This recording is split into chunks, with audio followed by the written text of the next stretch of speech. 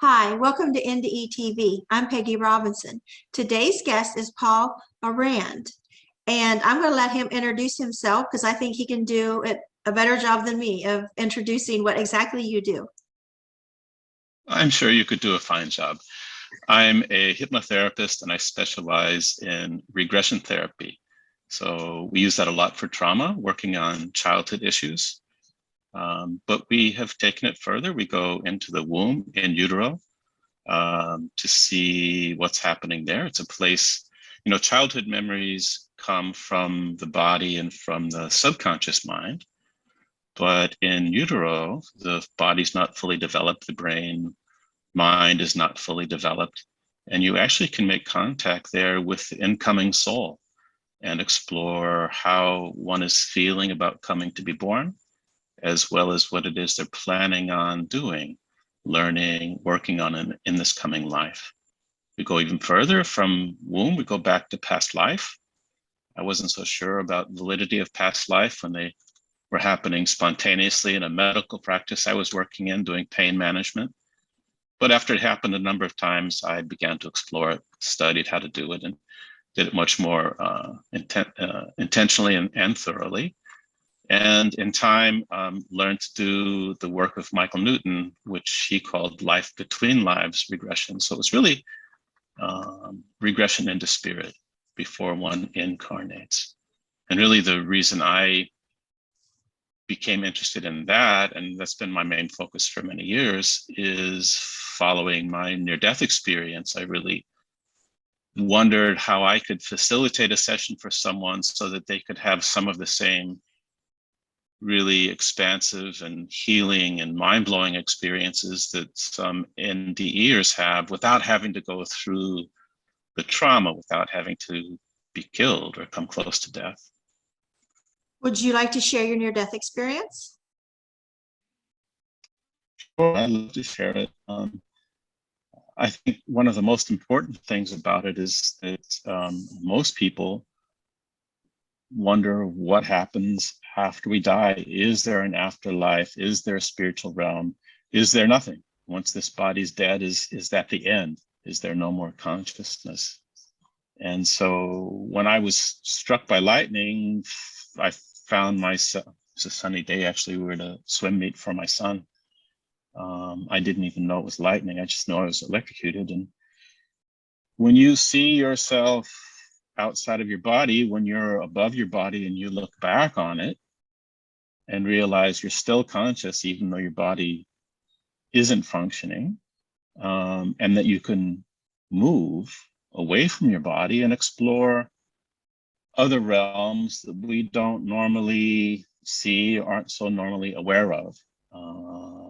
So I think first and foremost, understanding that consciousness continues, that we don't really die, even if our physical body does. Some part of us continues. And I think I'd read some books about it, wondered about it, but to really experience it firsthand is profoundly transformational, because it's no longer a theory or a concept or an idea, but something you've experienced. So I would say after my near-death experience, I don't fear death. I don't necessarily look forward to the dying part. In my case, it was quite painful, and it can be. But being dead is not being gone or disintegrated, or it's clearly not the end. So to go into some of the details, standing in the street on a sunny day, lightning struck a tree that conducted electricity through a drainage pipe that came out of the storm drains. Observers saw tentacles of lightning hit my body, go up my legs, go inside my body, and then actually came out of my body into the car, melted out the wiring system in the car, and knocked another person down that was standing in front of the car. It's a lot of voltage that goes through your body. So I convulsed, and people said I flew like a missile, landed on my head. And I'm not certain how long I was unconscious, but when I regained consciousness, my body was half paralyzed, and I was in almost a foot of water. It was a huge storm that had come, hail, rain, wind, trees down. It took 45 minutes for the ambulance to get there. Good, I didn't need to be defibrillated. They took me to the hospital, ran the tests they could on me, but don't really know what to do with someone that's been struck by lightning that survives that. And then for months following that, I knew something had happened.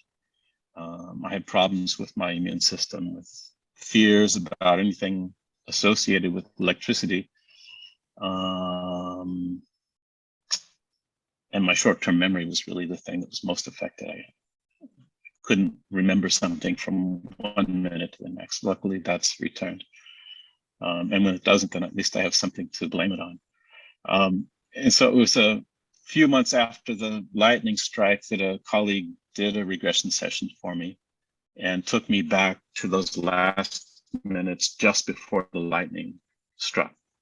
And then he took me through the experience in slow motion, really, so that I could recall all the details, process and release the trauma that was lodged in my body, and then re-experience leaving the body and returning home, going back into the light. Now, some people see a tunnel. I didn't see a tunnel, but I was in a place where I experienced complete and total unconditional love. And that's something that's hard to put into words, but it's something that, having experienced, changed me in some way, made me a more loving person, more capable of carrying that energy of love. It's not something we normally experience here on Earth plane, but it was profoundly healing and moving to experience love like that. And I got some messages there too. It's not that I saw, some people see beings, columns of light or loved ones. I didn't see any beings, but there were definitely messages that were communicated. And the first one really was listen, right? And along with that was listen to your heart, listen to your soul, and listen to spirit. You have a pretty good brain, pretty good mind, but you depend way too much on it. And you need to listen more to what your body is telling you, listen to what your soul is guiding you, and listen to spirit, because we will support and guide you as well. And so that was a big shift for me to change how I was practicing, because I was already practicing hypnotherapy. And so I think I became less methodology or technique oriented. I used a lot of methods and techniques, but less focused on that and more focused on being guided, more focused on bringing wisdom and energy through, more focused on being guided by heart and soul, not just mind. So that combination, I think, is really effective. You know, so I kind of had it reversed, I think, where listen to mind and then follow that, as opposed to listen to heart and soul and then use mind to figure out, okay, well then, how do I implement this? How do I do this? So you were a hypnotherapist before your near-death experience. Am I hearing that right? Yes. That's Yeah. awesome. That then you were able to incorporate what you learned into that. Absolutely. So I was able to shift my practice really, and began my search to try to figure out how I could possibly facilitate a session that could achieve some of the things that I and many others experienced during near-death experiences without having to have that near-death experience. So it took years, but in 2001, I met Michael Newton, who had developed the life between life. You okay? Yeah. Yeah. The life between life regression therapy. No, it's okay. I saw him work and I said, he really figured it out. He really figured out how to get someone in spirit. So I trained to do that and became good friends with Michael, actually, and helped him start the Michael Newton Institute, and have been focusing on that work for many, many years now. And then, gee, it was 3.5 times so different with COVID and all this going on. So about 4 years ago, I began a study with a cardiologist that's up in Canada outside of Toronto. And he rounded up 20 of his sudden cardiac arrest patients. So they had all experienced heart failure. They were all clinically dead for some period of time, for between 1 or 2 minutes up to, and so they were all being resuscitated, right? Chest compressions, mouth to mouth. Are you saying you induced that, or they'd experienced this before? They'd experienced this before. Okay, I lost something there. Like, wait. No, it's okay. So he rounded up his patients that had been defibrillated after they had cardiac arrest. Okay. So they'd all been dead and resuscitated. And so we began exploring the use of hypnotic regression to take them back to those moments before they arrested. And of course, people have very little, if any, conscious memory of what happens while their brain and heart aren't working. But these mostly minors, not all, but most of them were minors, told under hypnosis fantastic stories about what was being done by the EMTs to try to resuscitate them, about being carried on the stretcher or the ambulance going to the hospital while they were following it from above the ambulance or from above their body inside the ambulance or from above the group of people that was working on them. And they could report very accurate details about the procedures that were done on their bodies. They could report conversations that occurred while they were in coma after they'd been resuscitated. Now, when you say minors, do you mean under 18 or do you mean co-minors? Good question. It's not coal, but they were digging in mines. Okay. Different metals. Yeah, in this part of Canada, there's a lot of mining. So they worked in the mines there. Yeah. Children, it's very interesting, you know, children up until about 6 or 7 have pretty vivid memories of past lives and will often talk about them until they're shut down or told don't talk about that or made fun of for it. You know, there's a group at the University of Virginia, Department of Perceptual Studies,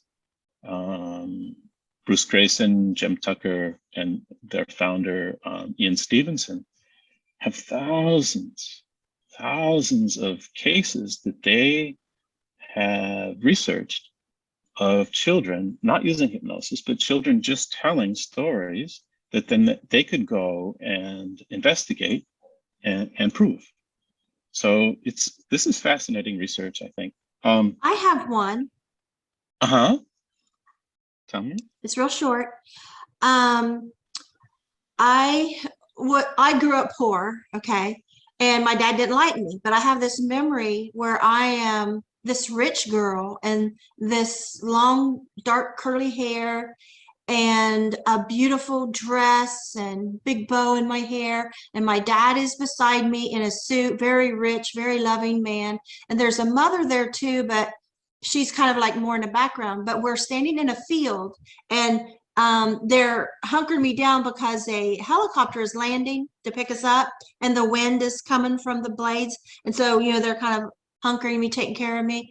And then they hunker me into the back of the helicopter and we sit down. And I remember my father goes in first and I'm in the middle, and like I say, my mother's there, but she's kind of like not like really in my memory good. But I distinctly remember the pilot and the co-pilot turned around from their seats and talking to me and being so nice, trying to ease my fears. It's okay. I see their white shirts, their white pilot hats. And then we start to lift off and they're asking me if I'm okay. And that's it. It don't belong. That's a memory I have. It don't belong to me. So, you know, and I've tried to rationalize it. Well, maybe I saw it on TV and maybe I really wanted to be that girl. And maybe I just was so engrossed in that I felt I actually was living it, because it makes no sense that it's a memory that doesn't belong to me. And I'm on the fence with reincarnation, and I have you watched the movie, Yesterday's Children? No, I haven't. Okay, it is a movie that I watched years ago with Jane Seymour that is based on a true story, and it got me thinking about reincarnation that I hadn't before.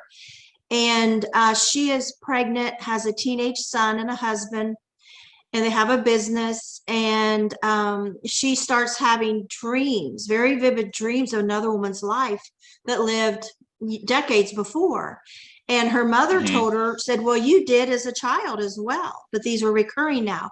And that she used to sit and draw pictures when she was a little girl of these scenes she was seeing. Well, this got more and more vivid as her pregnancy went, to the point that her and her teenage son flew to this other country because she was drawing maps and streets and had names. And she went to a store that carries those kind of things and ordered some kind of map of that place, and everything fit just the way she remembered it, the streets and everything. The last name didn't fit. And so eventually at the end of the movie, she finds these old people that were her children. Now we say her, okay, because she's thinking this was a past life. I must have been this woman in a past life, because in the past life, that woman that she was getting these visions of was very poor. Pretty switches. And sorry, I forgot that we were on it. And so she was, so the visions of the mother was from like decades ago, and a poor woman in another country, and she had maybe 5 children, and she was pregnant again, and that pregnancy they knew would kill her. She did get pregnant again, and the husband was very abusive. And so she made her oldest son promise while she was pregnant, if something happens to me, you will keep the kids together. Of course, he couldn't keep that promise. And so this is an old man now, like in his 80s.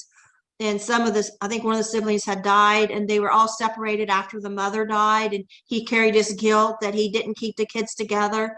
And so she got those kids together. She found those old people and she got them together, at the mother's grave. And the old man's wife calls and she says, who are you talking to? And he says, I think I'm talking to my mother. And here's Jane Seymour, this younger woman. And so it says based on a true story. Now the church, and I think it's a Catholic church, I could be wrong, in the movie, they ask him, he's helped link her with this family to find them. And he says, no, I'm not sure it's reincarnation, because that church didn't go along with that. He says, but I think he described it as maybe that woman from long ago, her spirit come into this lady and had been with her throughout her life, and wanting her to put her children together.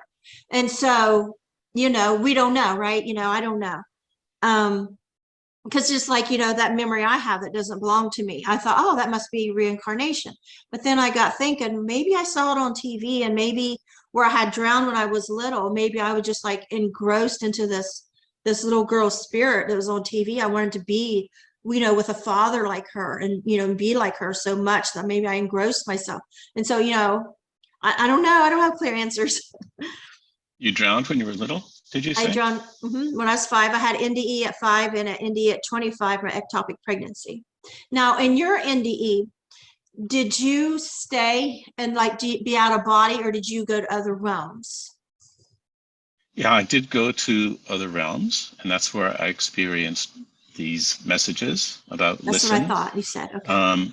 I had a rather brief live review. It wasn't as detailed as many. I think I was in a rush to get back.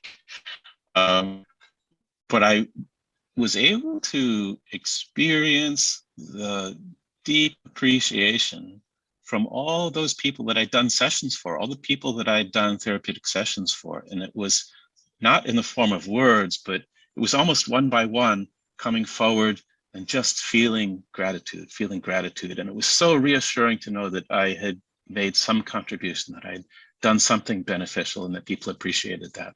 So that was another experience there.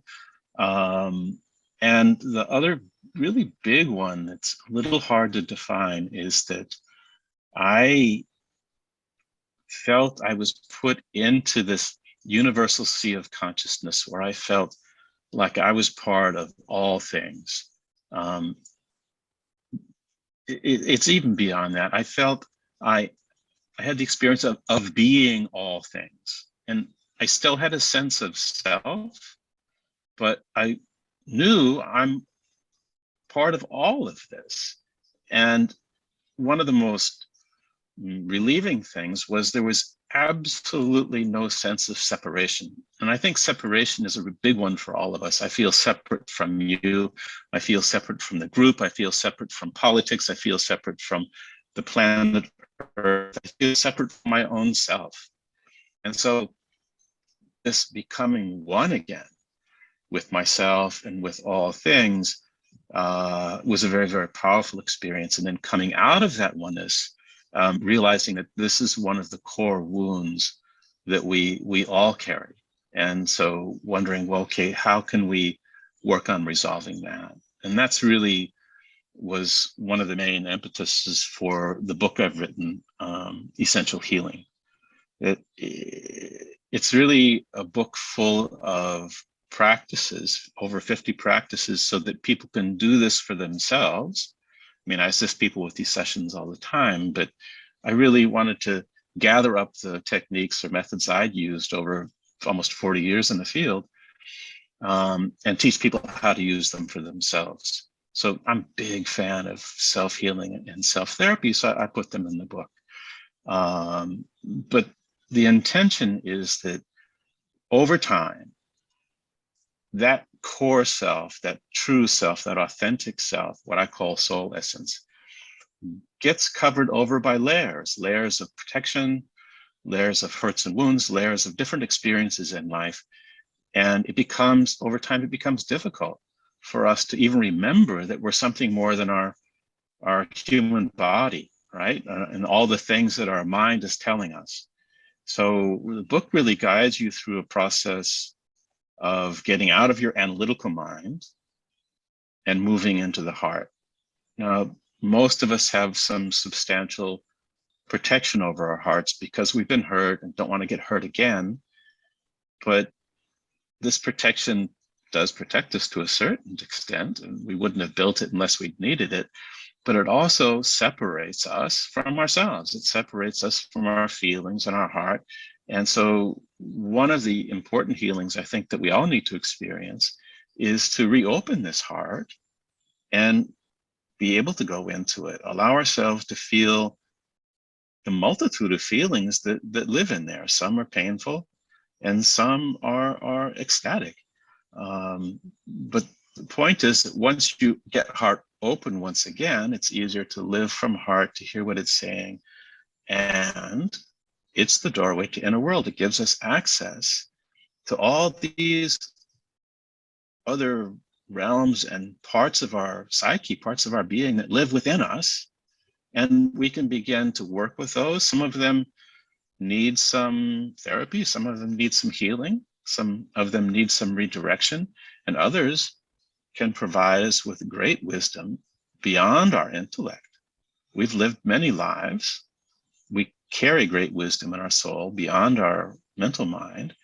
And by going in, then you can access this. And I love to facilitate that for someone and see what a different human being that person is living on earth when they can be in touch with their own inner wisdom. And this isn't dependent on someone else to guide them, but on their own inner guidance. And is there really evidence of reincarnation? Mm-hmm. Oh, I think so. You know, like I said, I had a question mark about it. I'm practicing a clinical medical practice for pain management. But in time, I had some patients who spontaneously regressed into past life. So I wasn't sure what it was that was happening when this first woman, that she came to me for chronic pain. She'd had chronic shoulder pain 7 years. And nothing had helped. She'd been diagnosed with every itis and been treated with all kinds of different treatments, and it wasn't helping. And so last resort, she ends up in my chair. Better go see the hypnotherapist. Nothing else is working. And I attempted to facilitate a dialogue between herself and her painful shoulder. And this wasn't her frame of reference, but she began to tell the story. Like you said, not my story.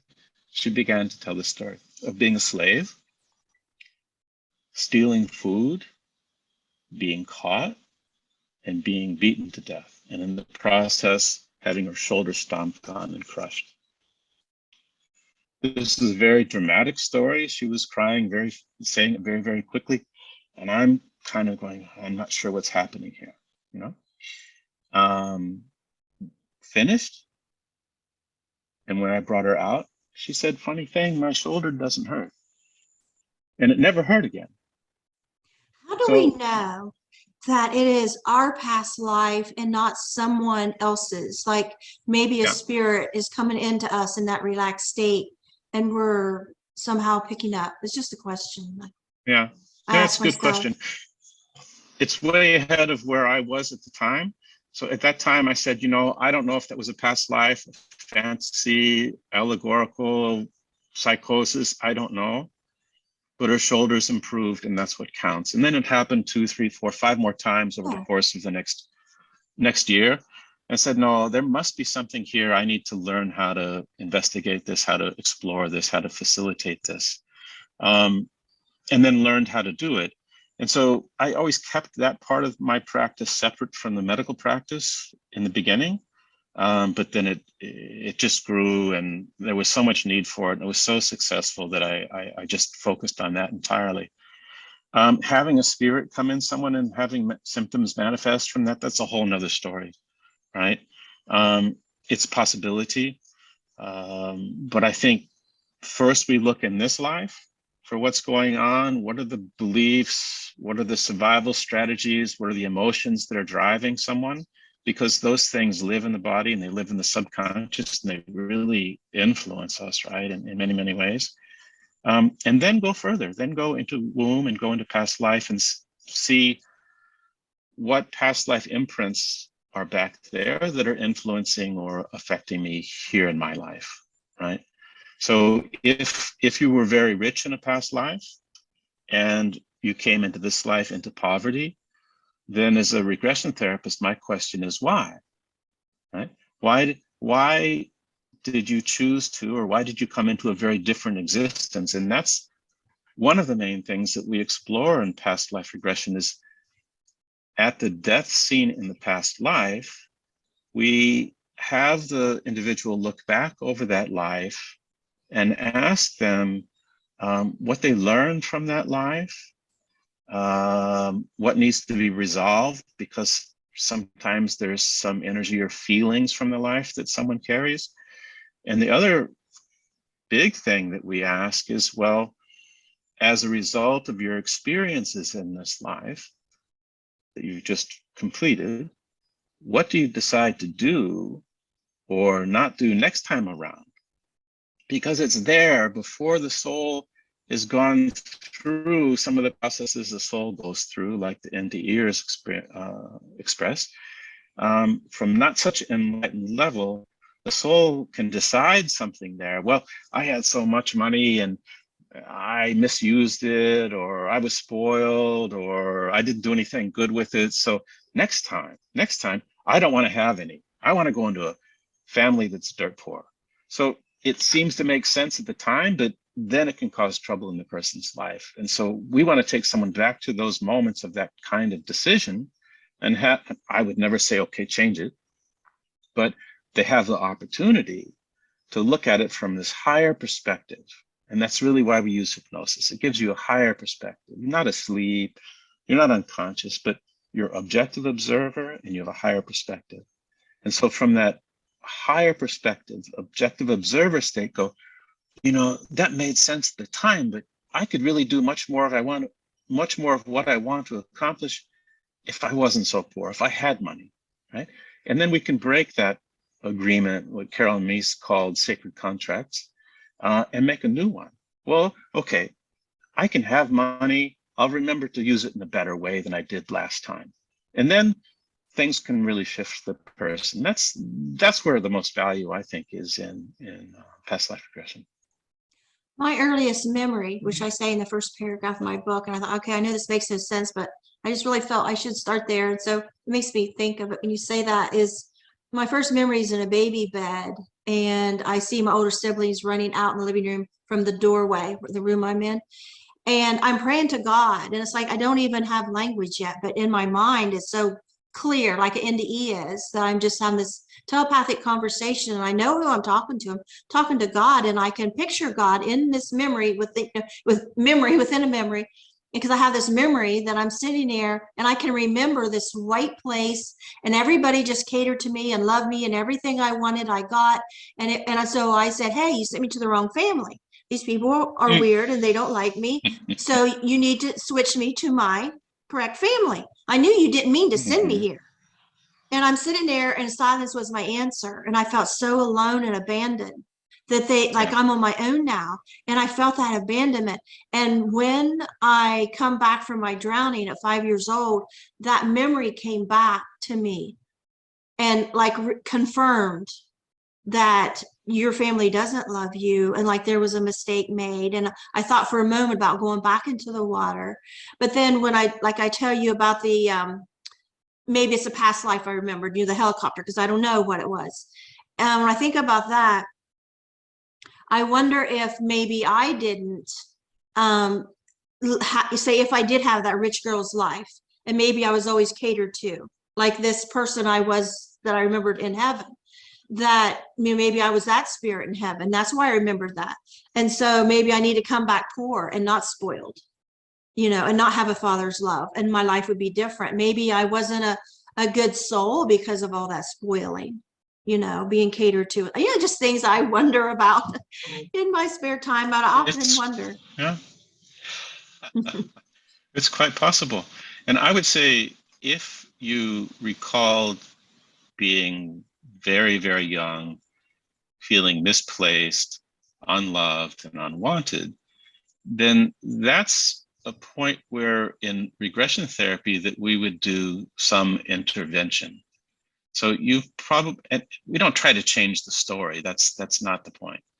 But you've probably heard about inner child work, where a therapist will facilitate some kind of a rescue or healing with an inner child.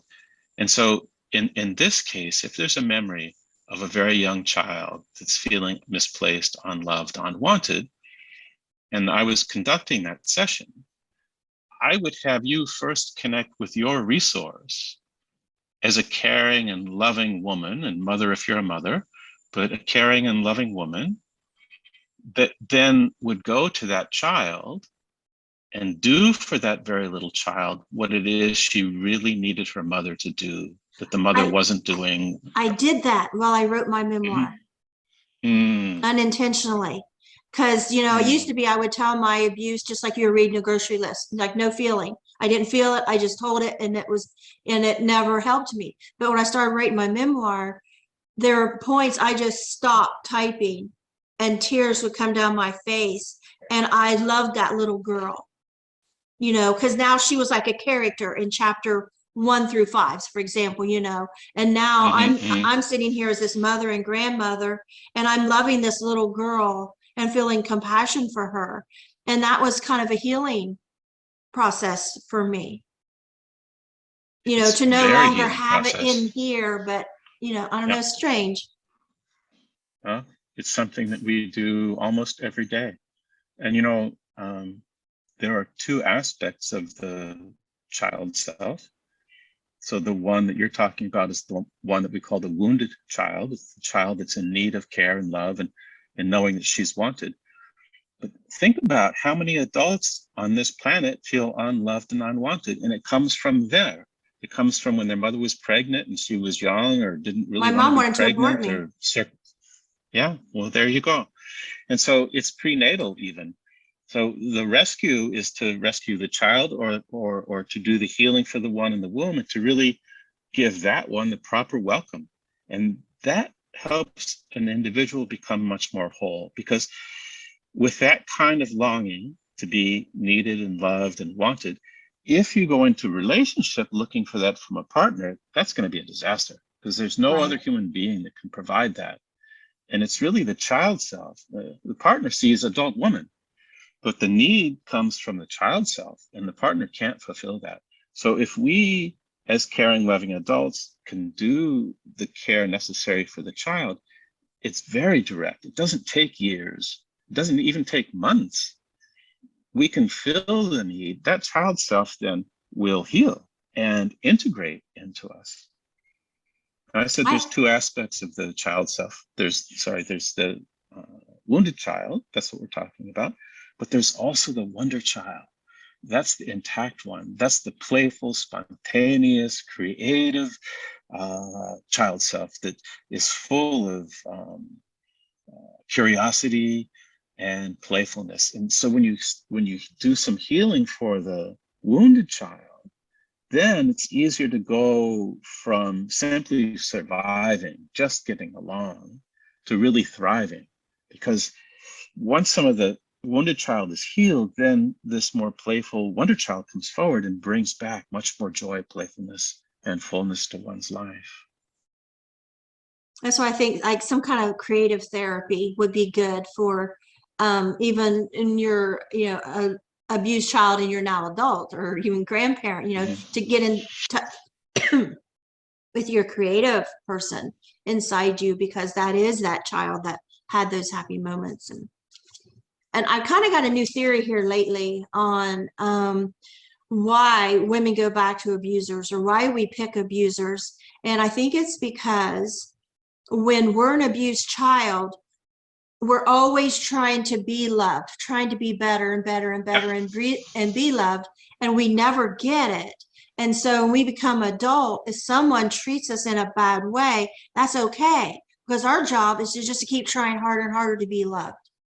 And we've never experienced it in return. And so if we did get love in return, we'd freak out.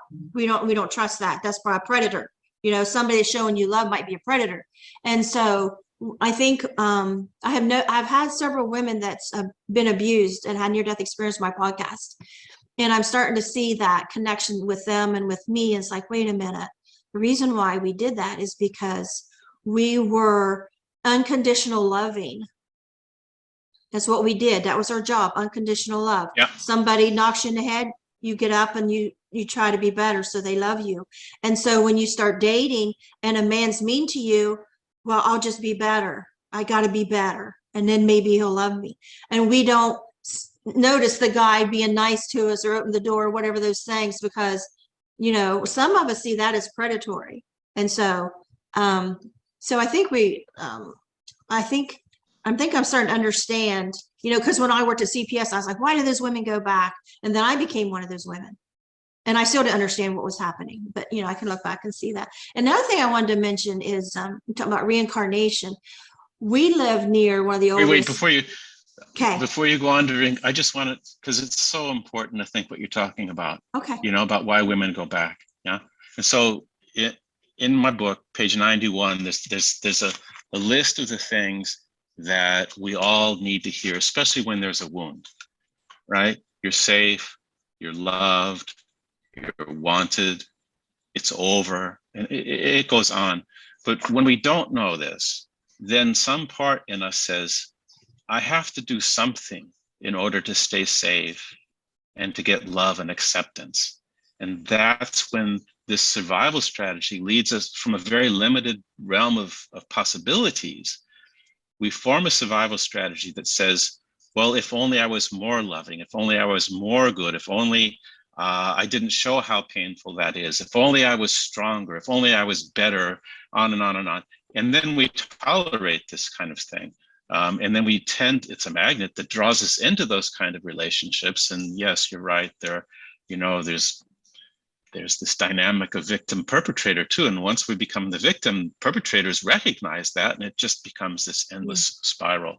So if you can fill that void, number one is for the wounded child self to know there's nothing in the world that you ever have to do to win or earn love. It's your birthright. You don't have to pay for it by letting someone hurt you or by whatever that strategy is.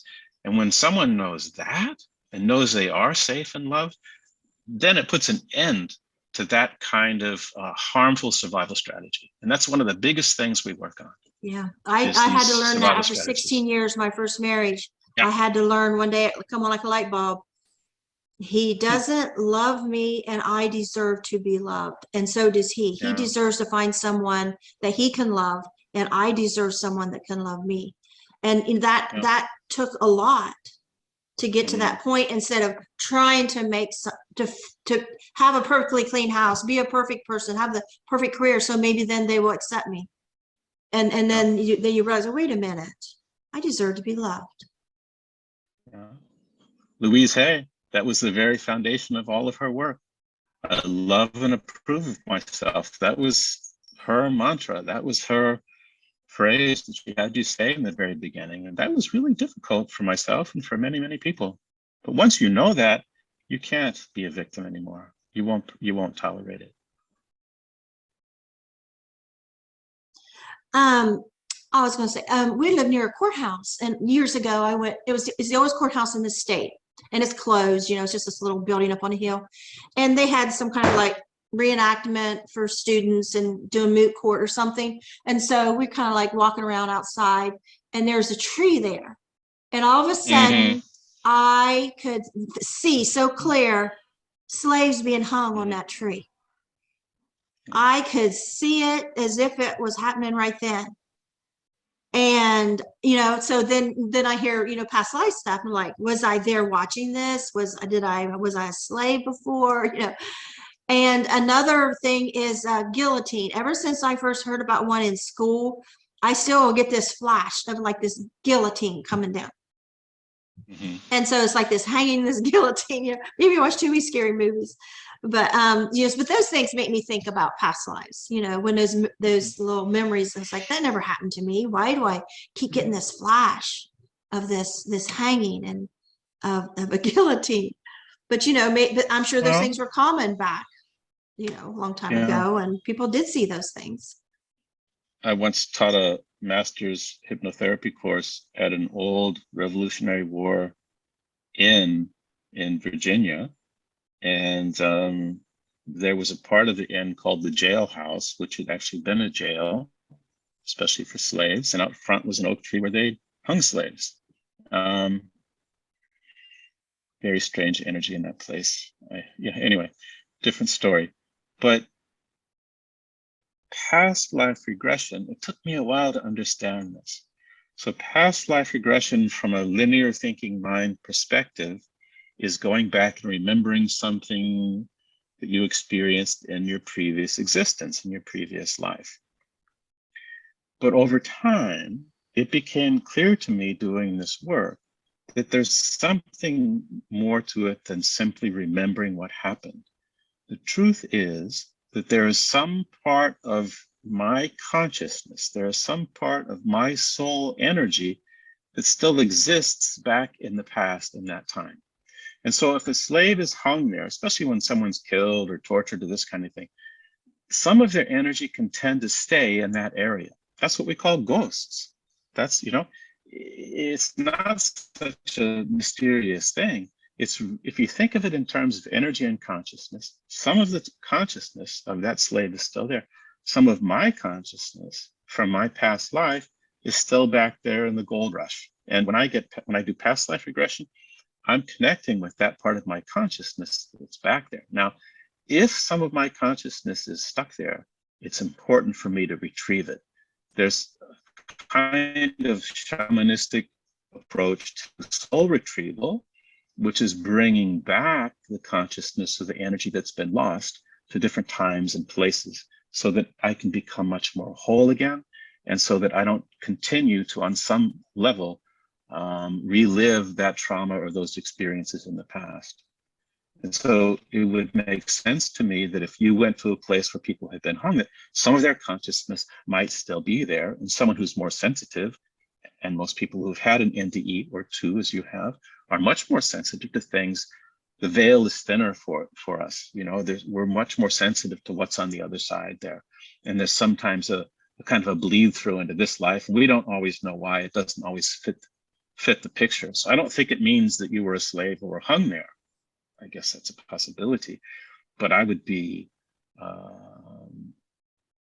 more willing to believe that you tuned into some residual energy that's still in that place where those acts were done. See, this stuff's so complicated, because there's no clear-cut answer. Like, I have a memory about this. Does that mean I was a past life? Or does it mean, like you say, the energy is there? Or, and, none of us know. And we want answers. Okay, so one of the big things I learned from my NDE, from being hit by lightning, is I have the kind of mind, it wants to know the answer, and it wants the answer now. So why did I get hit by lightning? I'll tell you, I had people write me, I had people call me, I had people come and tell me. I have so many people's expressions of why I got hit by lightning. That was God whacking you up the side of the head. That was God punishing you for the work that you do, that weird stuff that you do. That's the devil. He's after you for the stuff you're doing. It was either God or it was the devil. You didn't donate enough to this, on and on. And you know what, Peggy, to this day, I don't know why I got hit by lightning, but I did learn to quit asking, because when we ask why, especially about something that's nonsense, like the child whose parents is abusing them, why are they doing that?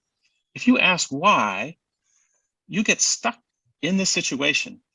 Don't ask why. What can I learn and what can I do about it? And so with my lightning strike too, I went to a lightning and electric shock survivor support group. There is actually such a thing. And they said, you'll probably have cataracts, tumors, PTSD, depression. They went down the list of all the horrible things that were going to manifest in my life as a result of this. And I said, that doesn't feel like support to me. It really doesn't. Right. So, and I don't know why it happened, but what it can destroy me. It can really be my demise, because it was very hard to continue to live my life after that.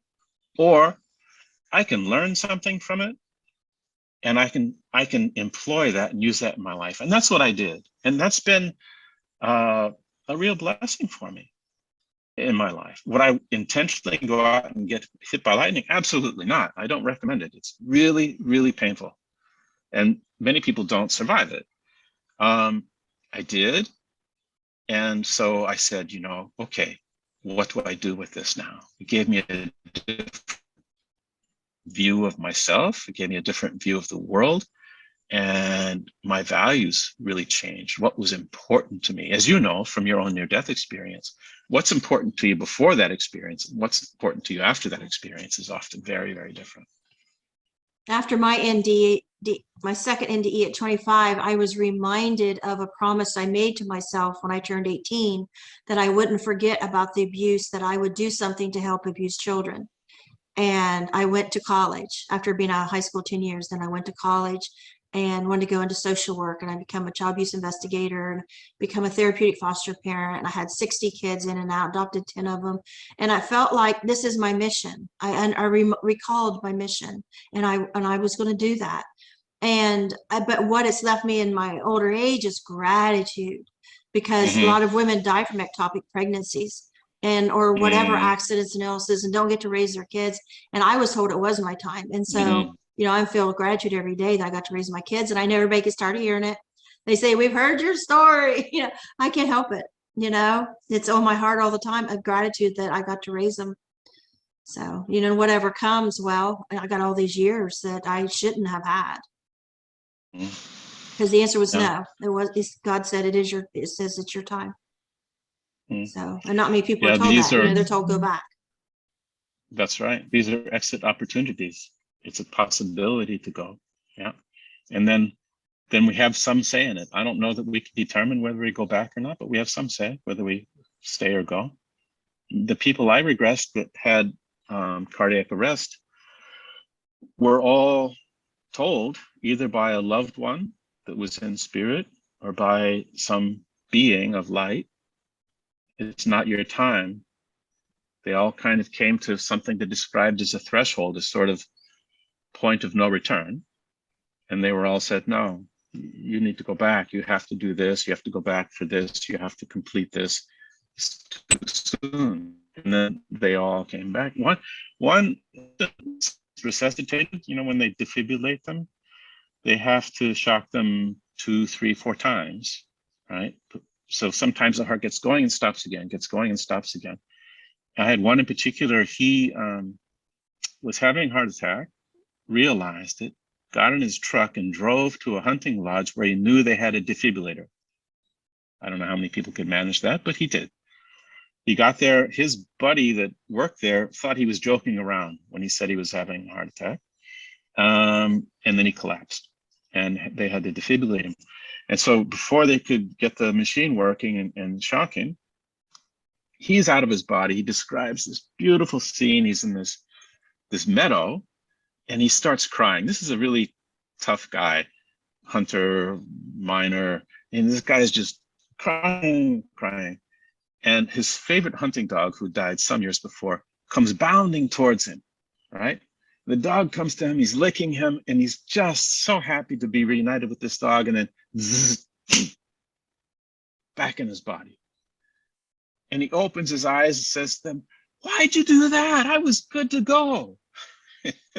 It was so beautiful for him there, right? And then again, heart stops.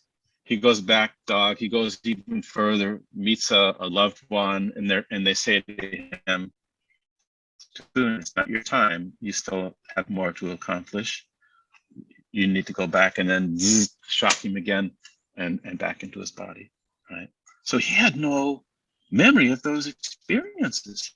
Often the drugs they give you, so they can put you on a ventilator, cause amnesia. And so he had no memory of that, but it was in the hypnotic regression where he remembered this whole, I'm immortal, I met my hunting dog, it's beautiful, it's not something to be feared, right? And it's not my time, I still need to do this, this, and this. Do you think God creates these experiences, or do you think we do? I heard somebody say, we are God and we create these experiences. And I just can't conceive of that, because in my heart, God created these experiences. These experiences were real, but yet at the same time, I felt God created things in them to teach me. A vision would open up and explain something, or a telepathic, knowing all of a sudden would come. Oh, okay. So to me, there was guidance. I was still me and I had free will, but yet, during my drowning, because mine was all out of body, a voice said to me, certain distance I could feel away back. The female voice said, "Don't go yet. If they find you soon, you might go back." Well, I couldn't have created that in my mind, because I argued with her. I said, "Go back." I'm thinking, what is she talking about? Go back. That's not how death works. And so there was me, but then there was people coming in saying things I couldn't have created, and then telling me things like, one thing come in and let me know my family didn't love me. And I thought, oh, I didn't know that. And then a voice said, because that was a knowing. And then after that, the voice said, right after that, said to me, "Children are sent here to be loved. That is why God sends them here." And I said, well, you just showed me, God, that you just showed me that my family doesn't love me. And then you tell me God sends children here to be loved and I'm not loved. Like, what is up with this? And so there was me interacting with others. What's your thoughts? Yeah, I don't think it's one or the other. My perception is not that God does this stuff to us. My perspective is we are here to learn, and there are many opportunities for learning. Some of them we plan before we come. Some of them we change our mind about. Some of them are guided, for sure. So I think it's not really an either or. I think you're right about that. I do. I think you're right. It's not an either or. It's not like anything we can put in a box. and say, this is right, No, this is wrong, and this is always the case. And no. because my second NDE was totally different. It was totally out of my control. My head dropped down to my chest in the wheelchair in the hospital. And all of a sudden I'm shot like a rocket. I'm in a tunnel and there's this loud speed and I'm looking around thinking, can I run away? And then suddenly I'm in a bright white light and all this stuff happened and I'm pitching a fit, you know, and then this scenario appears and God's way of showing me I need to settle down because I was acting like a spoiled child, demanding what I wanted. I wanted to go back and raise my kids and get me out of here. And, you know, it wasn't your typical NDE. Of course, this was 1986. In my world, there's no such thing as NDE, and not for a long time. I thought, you know, and so all these things happened. My mind did not create this. And how I proved to myself my NDE was real is that when I was back in that wheelchair, I thought I was just in heaven accepting it. Now I'm back. And I thought it never happened to anybody in the history of the world. And I thought, how am I going to get my doctor to understand I'm about dead here? Because he kept telling me, you're fine, all week when I call him. And then went in after that and got examined. He told me again, you're fine, when to send me home. And because the NDE, which I didn't tell him that, I didn't know what to call that, you know, I don't know the psych ward. And I said, I'm not going home, because I knew if I went home, my boys would find me dead. And so he's, well, you can stay overnight if you want, but there's nothing's wrong. And the next morning they find out I've got internal bleeding filling my entire abdominal cavity up to my chest. Is ectopic. I was about dead. So, you know, it couldn't have been created in my mind. That the experience was not created by me, you know, even, and because I couldn't have done that. I mean, my head just hit the chest. I couldn't have been out a minute, but it felt like I was there maybe a half hour. Yeah, that's the thing, is that linear time on the earth plane doesn't exist in spirit. In spirit, yeah. So we were just having that discussion. We're going to do a second study with more cardiac arrest patients, and we're talking about, is it important to do regressions for people that were dead longer? Did they tend to go further into spirit or not? And the consensus, I consulted with Eben Alexander and Monica Williams, other experts in the field, and the consensus is that no, the time is not linear. And so it may be more impressive from a clinician's point of view for someone who's dead longer to have these experiences as opposed to someone from a shorter point of view.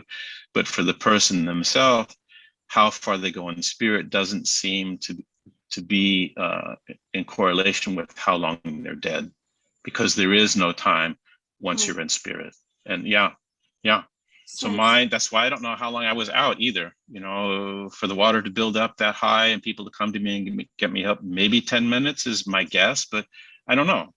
But my sense of time in spirit is very different than time on earth plane. Now you're in California, is that what you said? New York. New York. Okay. So is that where you're doing this study you're talking about with Eben, is in New York? The study will be in Canada. And, okay. Yeah. Because I just took I just got involved in something the other day, but it's from Virginia Beach or Virginia. The perceptual studies, whatever, done in there. Oh, that's University of Virginia. Yeah. Now I've worked with the directors there. Very interesting research they have, both on reincarnation, past life, and on children's past life memories, and NDEs. They have a lot of information on NDE. Bruce Grayson has a new book out, After. Fabulous research-based book, well worth looking at. Yeah. Thanks so much for having me today. Thank you. Really Thank you. Very interesting. You give me a lot to think about. Yeah. Well, I'm glad you're doing this and making people think. Can you hold up your book again and let people know what that is? Yep, I will. So it's Essential Healing. Let's see here. Blur. Yeah, I know. Still blur. I think it's the background you have. Do you have kind of blur? There you go, right there. Yeah. Okay, Essential Healing. Okay. Let me take the blur off. It'll work better.